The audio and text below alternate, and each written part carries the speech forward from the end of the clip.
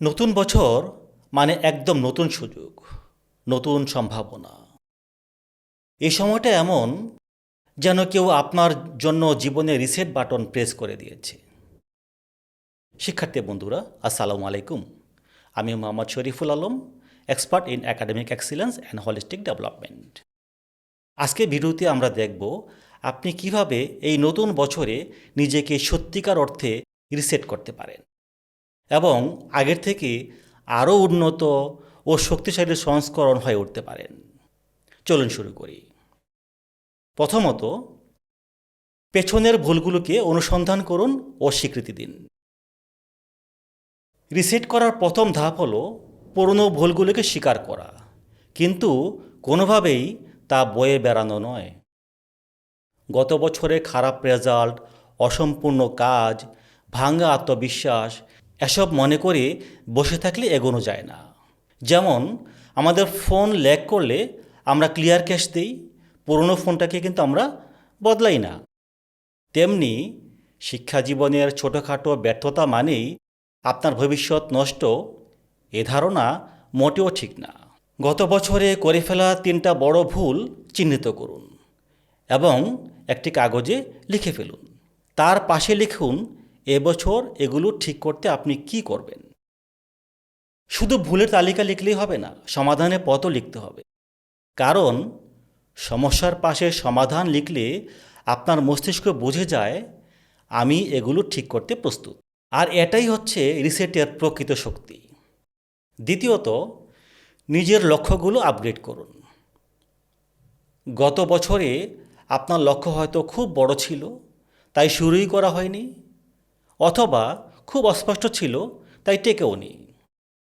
এবছর লক্ষ্যগুলোকে স্মার্ট করুন, অর্থাৎ এমন লক্ষ্য নির্ধারণ করুন যা পরিষ্কার, পরিমাপযোগ্য এবং বাস্তবায়নযোগ্য।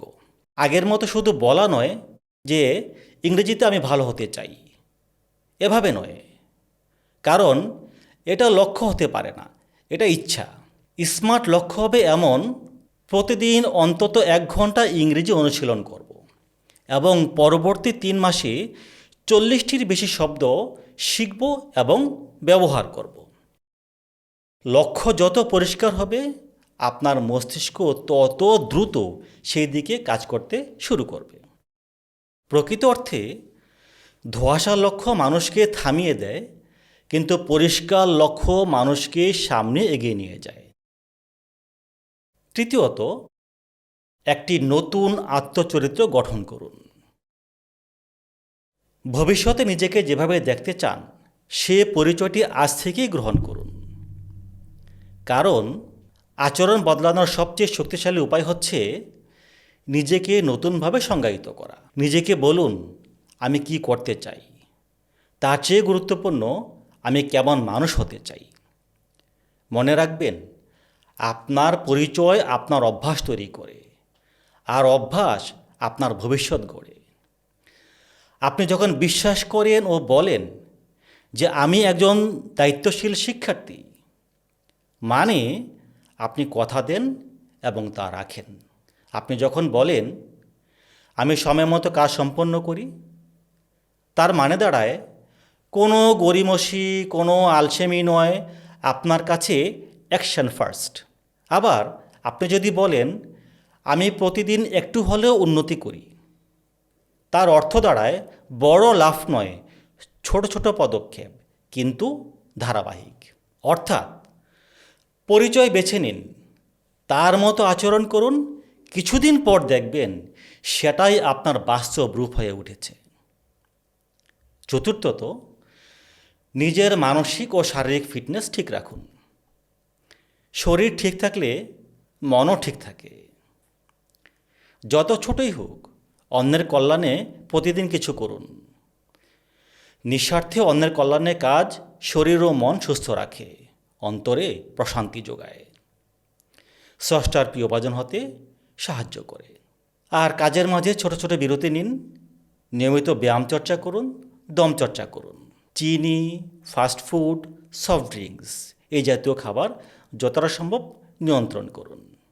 বিজ্ঞানসম্মত খাবার অভ্যস্ত হন, মোবাইল সোশ্যাল মিডিয়ার অপ্রয়োজনীয় ও অতিরিক্ত ব্যবহার পরিহার করুন। পর্যাপ্ত ঘুম নিশ্চিত করুন। মনে রাখবেন, your brain performs better when your body performs better. পঞ্চমত, নিজেকে বারবার স্মরণ করিয়ে দিন, নতুন শুরু মানে নতুন সুযোগ। নতুন বছর শুধু ক্যালেন্ডারে বদল নয়, এটা আপনার নিজেকে বদলে দেওয়ার এক নতুন সুযোগ। পুরনো ভুলগুলোকে ছায়ার মতো ফেলে দিন, আজকে নতুনভাবে শুরু করুন। আর আজকের এই শুরুর উপরই দাঁড়াবে আপনার আগামীর ভবিষ্যৎ।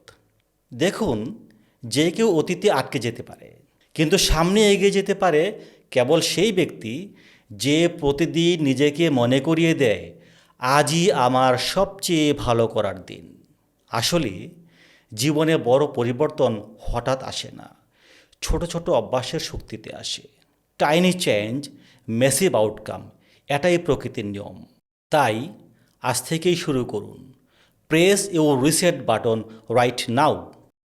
নিজের নতুন সংস্করণ তৈরি করার সেরা সময় এখনই। শিক্ষার্থী বন্ধুরা, আজ এ পর্যন্তই। নিয়মিত মেডিটেশন করুন, ইতিবাচক থাকুন, এগিয়ে থাকুন ক্লাসে, এগিয়ে থাকুন জীবনে। আসসালামু আলাইকুম।